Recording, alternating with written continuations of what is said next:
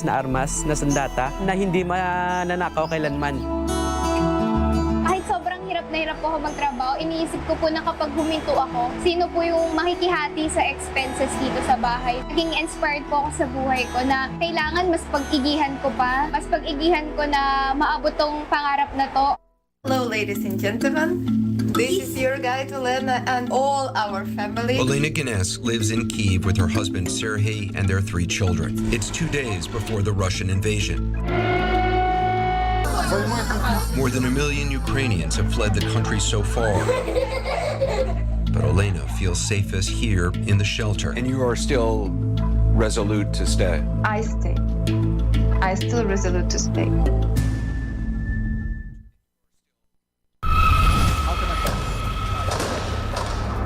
A raging war in Eastern Europe is threatening global food supply, resulting in higher food prices. Despite the distance from the conflict, our kababayans suffering from hunger and poverty are not spared from the impact. Pag hindi ako bumiyahe ng isang araw, wala ko kami kakainin. With little elbow room in their meager income, consumers are forced to dig deeper into their pockets, while food producers try their best to minimize passing on additional costs. Ang medyo malaking tinaas those with While food producers try their best to minimize passing on additional costs. ang medyo malaking tinaas those with a lot of imported raw materials or ingredients, no? Those which are repacked here, which are rebottled here, yun, medyo malaking tinaas nila. Some as high as around 25-30%. How can businesses strike a balance between making their products affordable while remaining viable?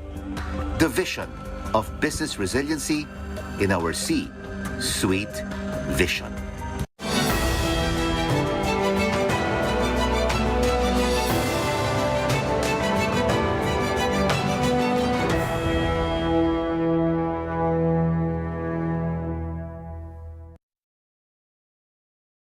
The most painful separation for Putin? Of all of the former parts of the Soviet Union, Ukraine mattered the most. I tell you what, I just heard a big bang right here. Putin's brutal assault on Ukraine may be the fulfillment of his greatest dream. More than 1 million Ukrainians have fled the country so far. But Elena feels safest here in the shelter.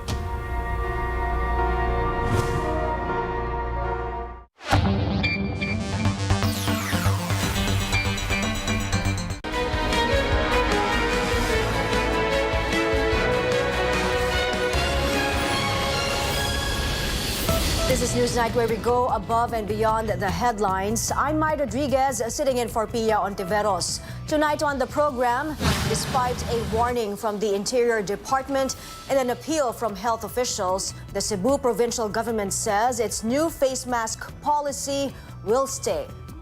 Just a day after the government said it filed a diplomatic protest against Chinese activities in the West Philippine Sea, President-elect Bongbong Marcos describes China as the country's strongest partner amid a pandemic and economic crisis. And the newest album of BTS is now out. Fans can't get enough of the group's new music video.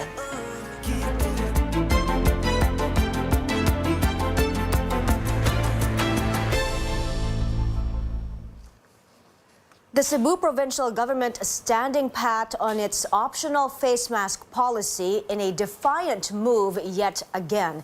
Our Cebu-based correspondent, Dale Israel, joins us live for the details. Dale, what can you tell us? Despite the calls from Interior Secretary Eduardo Año to continue implementing face mask rules, Cebu Governor Gwen Garcia will continue with her policy. Now, she's signed an executive order which makes optional for people to wear masks in well-ventilated and open spaces in the province. In a statement this morning, the Interior Department refused to recognize that said order and maintained that the IATF guidelines were approved by the President. However, Garcia is counteracting that by citing a section of the local government code which gives the national government only up to 6 months of direct control over the health operations of the local government units in case of a pandemic. On that note, the IATF has already surpassed the period and should need the concurrence of the LGU concerned. Garcia believed that the local autonomy as stipulated under the local government code should prevail over an executive order which created the IATF. Let's listen to Garcia's statement. It is that we believe it's about time that we rationalize and put some common sense in the wearing of face masks. This executive order further defines when face masks should be used, not when you're in open, well-ventilated areas. Now, Secretary Anyo added that the Philippine National Police should still continue to, quote, confront, apprehend, and arrest, if necessary, all violations of the IATF guidelines in Cebu province. Garcia, on the other hand, called on Cebu Police Provincial Office and insisted there will be no apprehensions on the face mask rules. She said, if there are violations, just like before, give them masks instead. Now, the governor cleared that the local policy was not born out of, quote, capricious whim, and that every decision she makes is anchored upon existing laws and, more importantly, upon keen observation of the situation here in Cebu. Back to you, Mai. Thank you, Dale Israel there reporting. The health department says the Cebu provincial government did not consult health officials in lifting the face mask mandate outdoors. Health Undersecretary Maria Rosario Vergere reiterates local governments should follow the interagency task force protocols. Specifically stated in our IATF resolutions, all public and private sectors and all units under each of these government agencies, including local governments, should comply and abide with the protocols of IATF. RA 11332, notifiable diseases. Kung meron hong public health emergency, the national government has that authority to issue protocols. And these protocols should be complied with by all sectors, including local government. Vergere says masking is still recommended at this time because of new variants surfacing, a slight uptick in cases, and low booster vaccination rate in other regions. She reiterates masking also protects people against other respiratory illness like cough, the cold, and the monkeypox virus. Maliit na sakripisyo para maprotektuhan tayong mga kababayan natin, pati ang ating komunidad, ay sana po ay wag po nating kontrahin. Pagamat ang gusto po natin sabihin, dahan-dahan lang po tayo, hinay-hinay. Makakarating din po tayo dun sa gusto natin na new normal kung saan wala na tayo lahat restrictions. When asked to comment about the face mask policy in Cebu, Malacanang says it will defer to the health department. Experts say the COVID-19 situation in Metro Manila has become more concerning. The Octa Research Group flags the region's positivity rate, which rose to 2.2% from 1.5% a week ago. The positivity rate refers to the percentage of people with COVID-19 out of those tested. Octa adds the hospital bed occupancy, as well as the reproduction number, or the number of people a single case can infect, also increased. The 7-day average in new cases also exceeded 100 for the first time since April 8. While Metro Manila remains at low risk, Octa advises the public to remain vigilant in observing health protocols. On to another health issue. Some local governments are ramping up information campaigns amid the health department's warning of rising dengue cases. The Navotas City Health Office says it is reaching out to communities to remind people of basic dengue prevention tips. The city logged a total of 70 dengue cases from January to June, 8 of which were recorded just last week. This number is lower compared to the 81 cases from the same period last year, but officials are bracing for more cases. Nagsimula na rin po kami magsagawa ng mga space spraying, tapos nag-educate na rin po kami sa community para kasi kung kami lang hindi namin kayang sugpuin yung dengue ng kami lang, kailangan namin ng participation ng community. Hindi, yun, nagbigay din kami kanina ng mga insecticides and kung paano gamitin yun, tinuruan din namin sila. Daily na po ang reporting namin ng dengue kasi talagang binabantayan namin kasi bukod kasi sa COVID.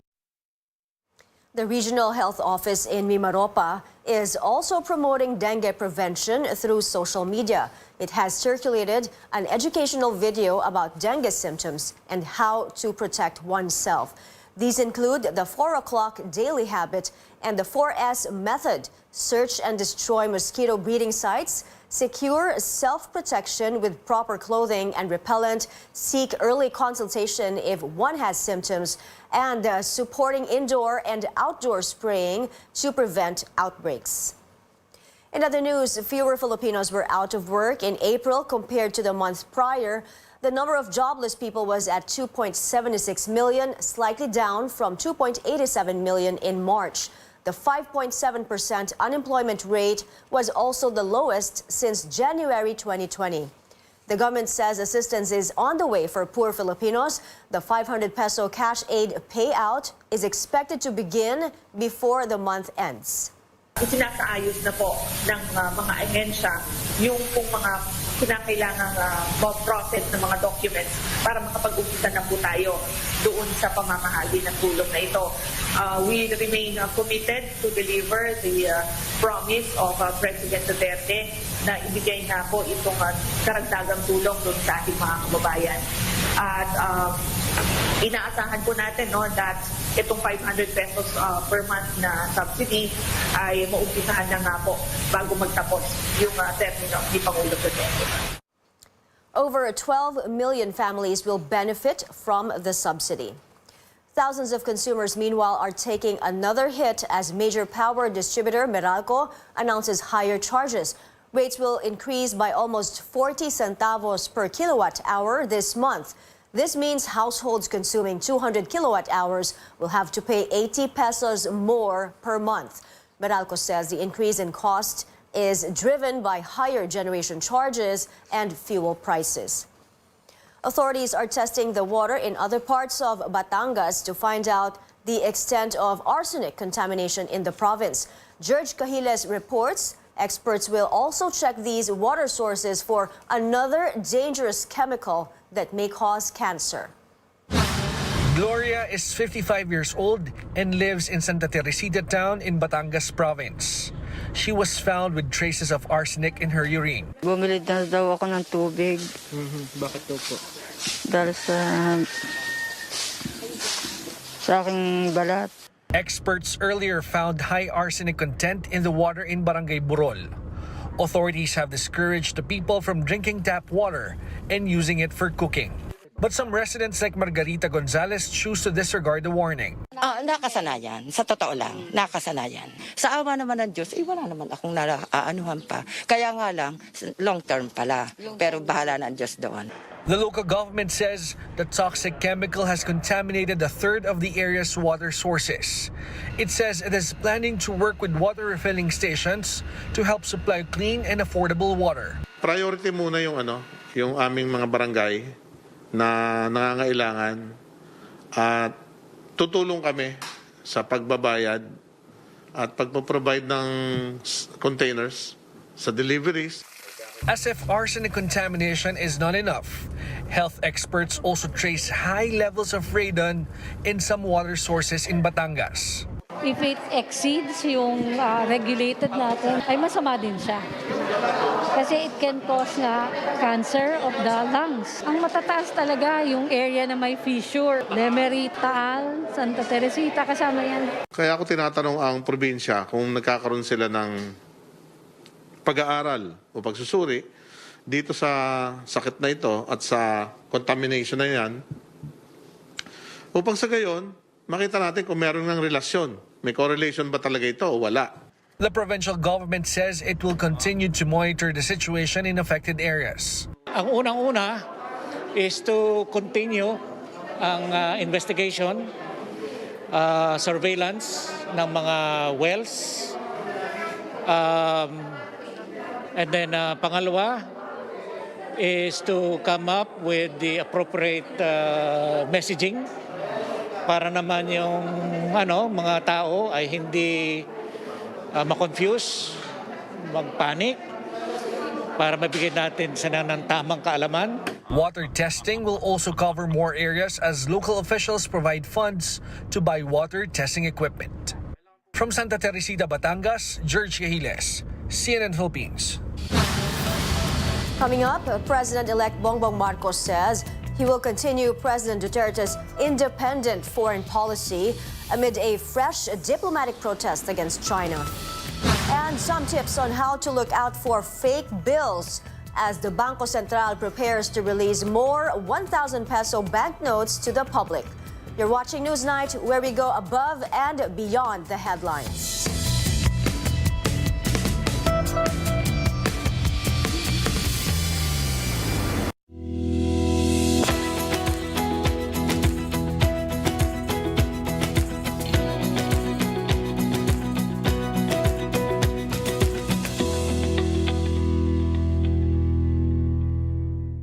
Ang damo ay natutuyo, ang bulaklak ay nalalanta.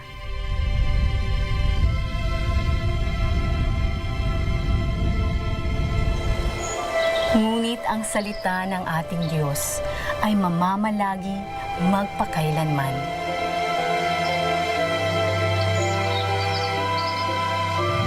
Ang mabuting balita ay hatid sa inyo ng MX3. Mag-MX3 araw-araw para MX Extraordinary.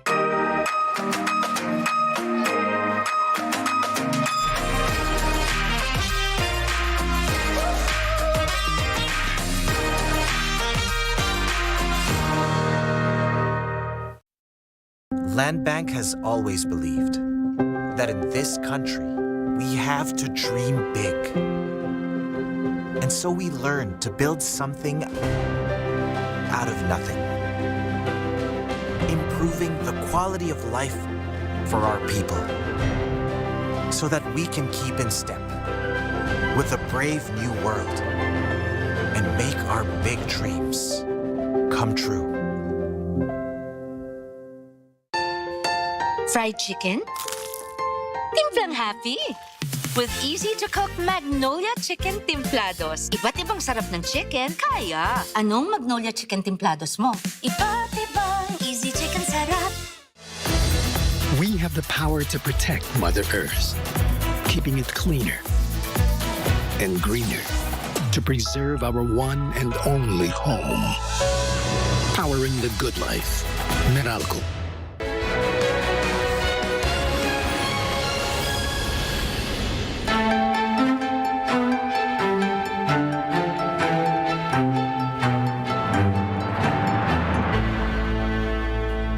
Welcome back. President-elect Bongbong Marcos vows to continue what the Duterte administration has started in foreign policy.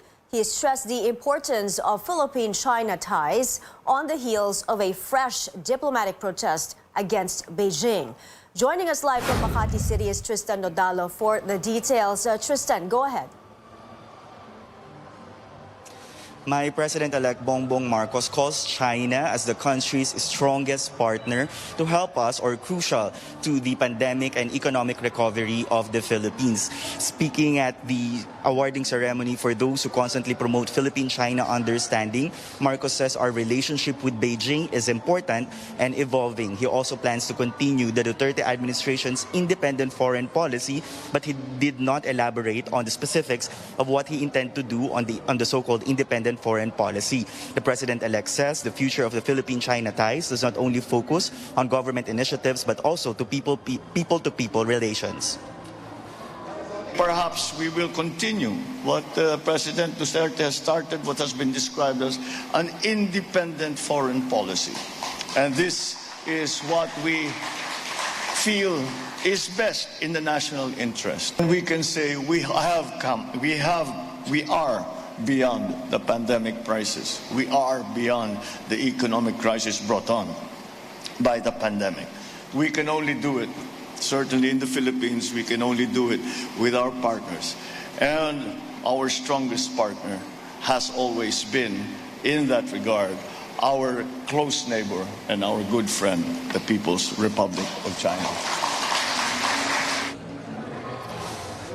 Meantime, Chinese Ambassador Wang Zhilian believes that the relationship between the two countries will shift to a higher gear under the Marcos presidency. The event comes a day after the Philippines filed a diplomatic protest against China following the return of its vessels in the West Philippine Sea or Julian Felipe Reef. No comments were made by Marcos himself or embassy officials during the event.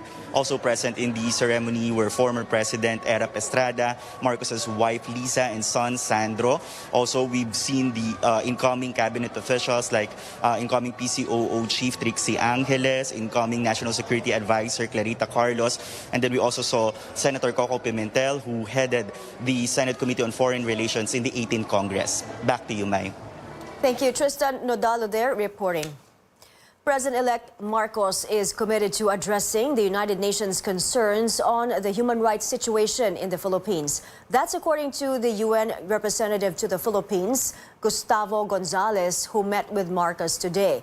Gonzalez says they discussed the October 2020 UN resolution that seeks to provide technical assistance to the country amid human rights abuses under the outgoing Duterte administration.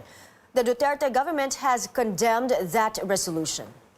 It means the UN and the government needs to work together in addressing some concerns on the human rights. And he is very much interested, for example, in ensuring a consultation for the nomination of the new Commissioner of Human Rights. This was a topic that he immediately raised. And he mentioned also the importance of ensuring a high level of accountability in terms of the human rights. Marcos met with other ambassadors today, those from Sweden, Ireland, and the Vatican.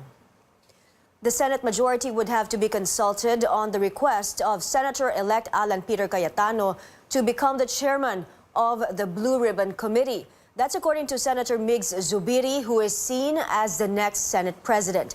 Zubiri says it's not his decision to make since Senator Francis Tolentino already accepted the Blue Ribbon Committee chairmanship.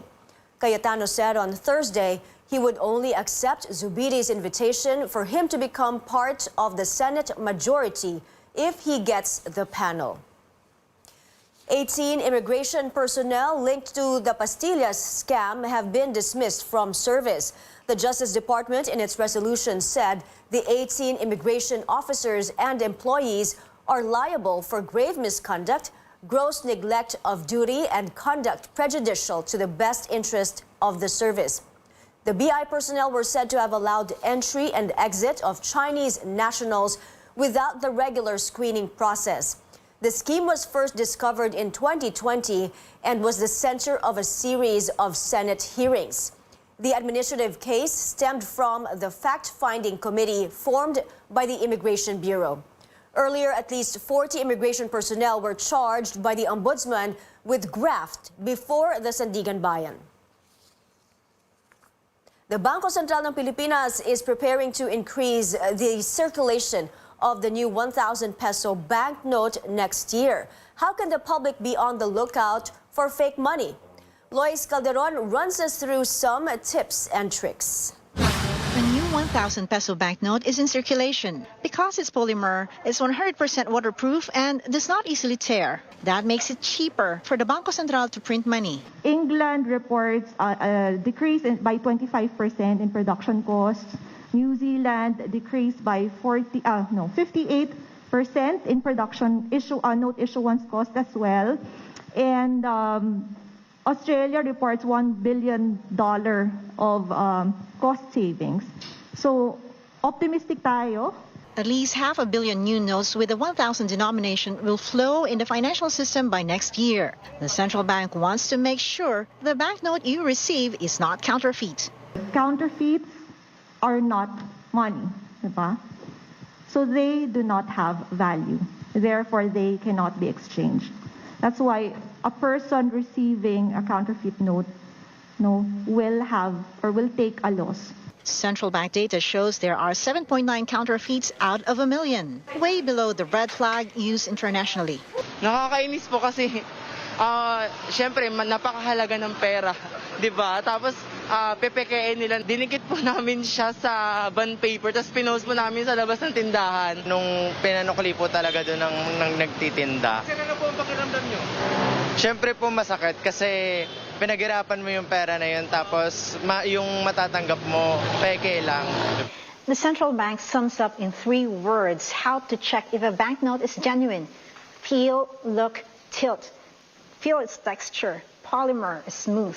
Look for a clear window this side with the Sampaguita icon with embossed lines, and you'll find the letters BSP. Check for metallic features that give the banknote its luster or shine and rainbow colors, and then tilt, and you'll see the shadow thread. The old 1,000 paper notes are still good as legal tender. There's no clear timetable yet when it will be demonetized, as Bangko Sentral Governor Ben Jokno leaves the BSP to become Finance Secretary. But December 2022 is the deadline for banks to recalibrate their ATM and deposit machines, so the new polymer banknotes will be recognized. Lois Calderon, CNN, Philippines. Authorities say the driver's license of the SUV owner in the hit-and-run incident in Mandaluyong may be revoked as he snubbed the second show cause order issued to him. Amor Santos has more. The owner of the SUV that hit and ran over a security guard in Mandaluyong City is again a no-show at the Land Transportation Office.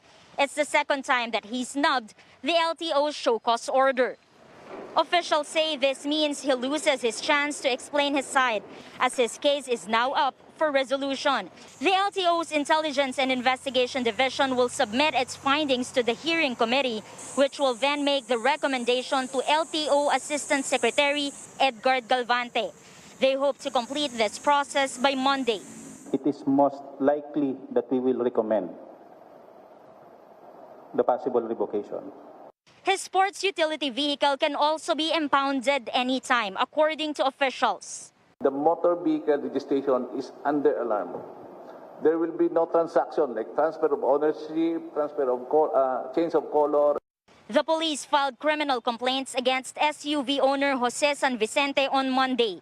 He's facing frustrated murder and abandonment of one's own victim before the city prosecutor's office.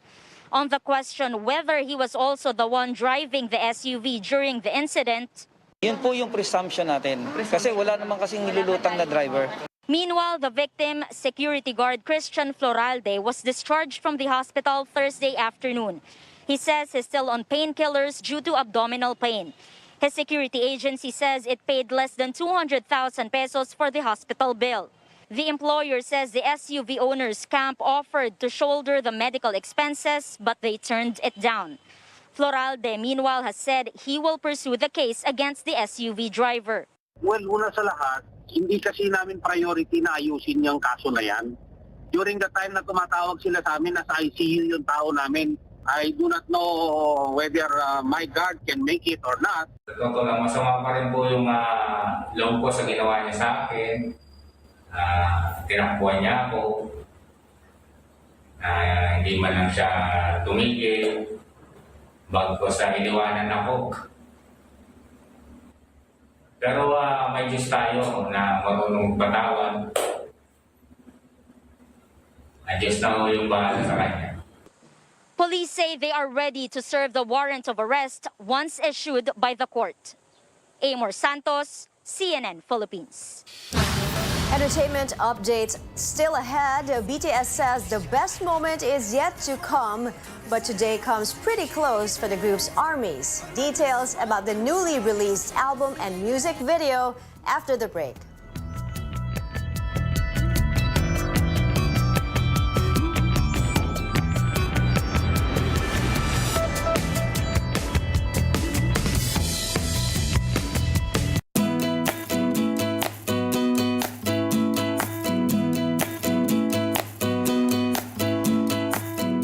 Marvel at the majestic sceneries of the province of Benguet, famous for its vegetables and crops.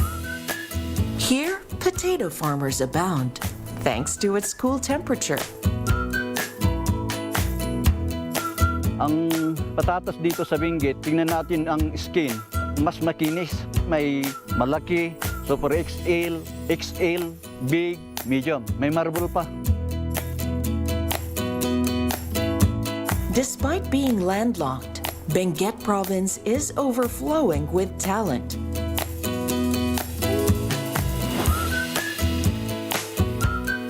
Gusto kong i-preserve or ipakita sa ibang mga tradition or tao na ganito ang kultura namin, kagaya ng mga rituals, designs, especially mga landscape ng Cordillera. Isa rin yun na naging favorite na theme ko, installations art or saka yung mga dances, di ba? It's very, yun, nagagawa ko rin yun.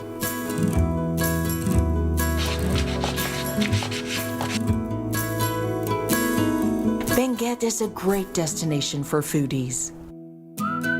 Experience the taste of old family traditions with a delightful pairing of strawberry shortcake and chocolate de batirol. Mas na-feel namin na mas marami talagang umakyat because of the infrastructures nga na development ngayon.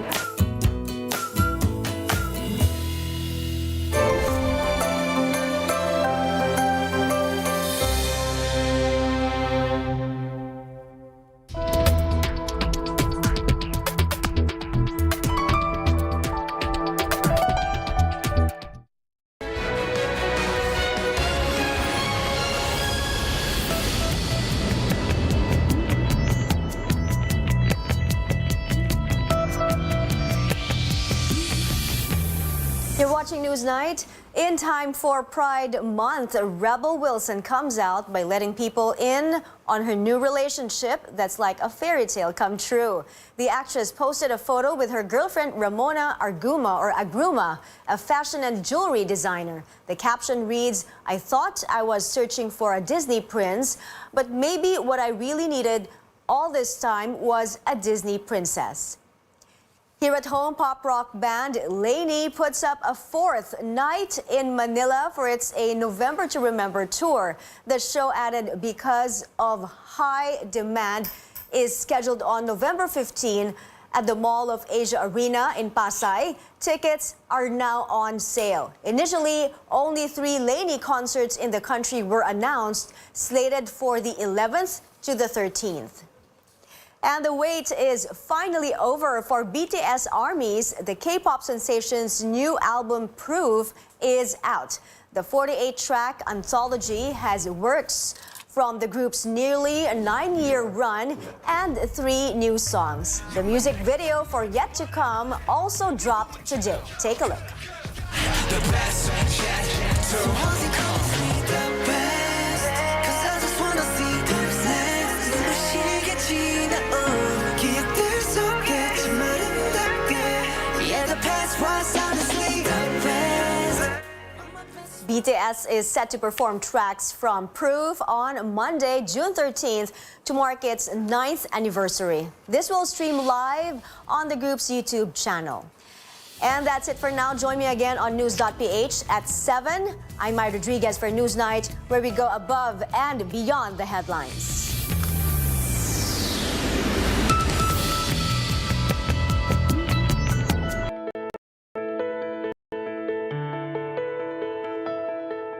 Do you sometimes feel weak and tired for no apparent reason? You might be suffering from a condition called anemia. Anemia occurs when a person lacks healthy red blood cells to carry oxygen around the body. This causes you to feel tired and weak, and in rare cases, it can even lead to death. Today, we'll learn about this condition and how best to treat it.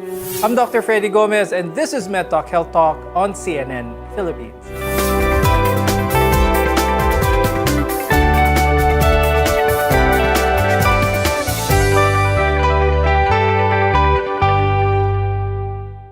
Let's welcome our guests for today. With us is Dr. Flor de Luna Zapata Messina.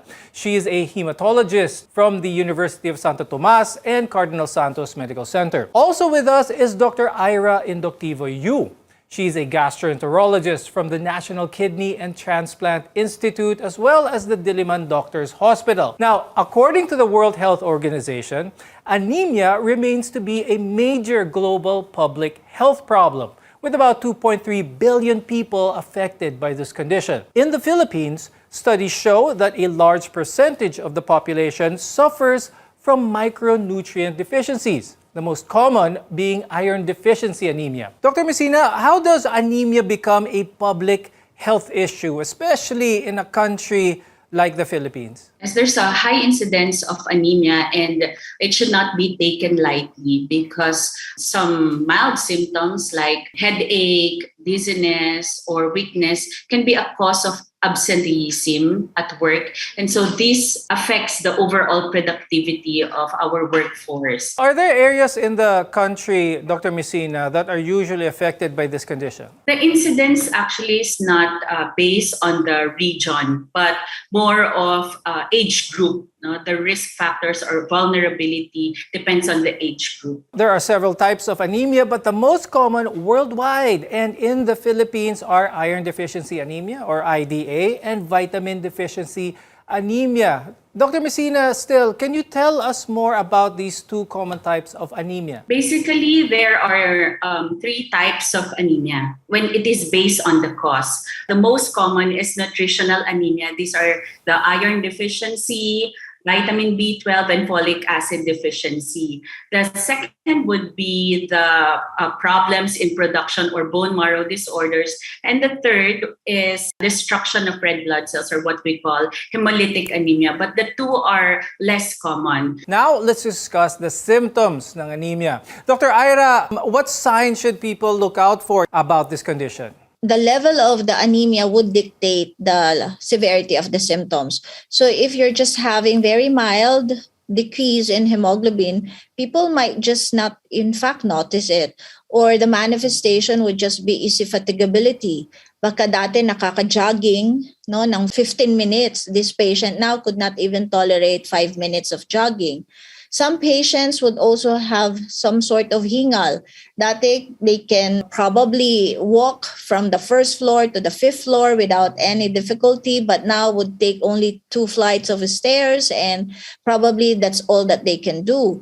Severe anemia, though, especially if acute, probably secondary to an acute GI blood loss, can lead even to collapsing of the patients, or in some patients, they can even have myocardial infarction or even stroke. The usual suspect in iron deficiency anemia is poor nutrition, but anyone can still experience anemia acutely, especially if they are experiencing bleeding or have had surgery. Dr. Ira, what are the typical causes ba ng anemia para ma-aware ang ating mga viewers? It could be due to iron deficiency, which, by the way, is the most common cause. And iron deficiency could not only be due to nutritional deficiency, but it may also be due to GI blood loss. Anemia could be due to anemia of chronic disease. So these are people who are chronically debilitated. These are people with chronic kidney diseases, with malignancies. Anemia can also be due to bone marrow defects. I think this is best exemplified by your aplastic anemia and your leukemia and lymphoma. And anemia can also be drug-induced.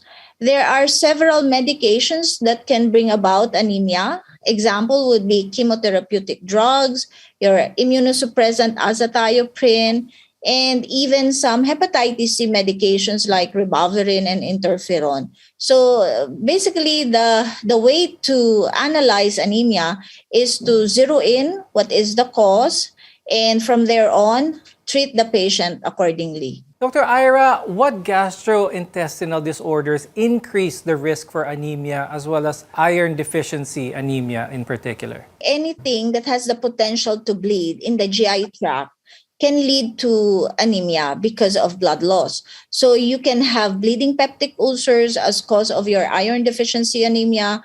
You can have colonic ulcers, colonic malignancy. You can even have your inflammatory bowel diseases like ulcerative colitis and Crohn's disease. Remember that blood loss doesn't always equate to obvious blood loss. There are some people who are bleeding mildly, not even prominent in terms of their stool color. This is what we call occult bleeding. So basically, any lesion that will cause either an obvious bleed or an occult bleed can lead also to iron deficiency anemia. For a lot of people also, they might forget that intestinal parasitism can also cause some degree of anemia. So this is particularly true for our children who just put anything in their mouth and accidentally would ingest some warm eggs there. So we have to be careful also with our kids. When we come back, we'll discuss who are at risk of developing this condition and its complications to our health.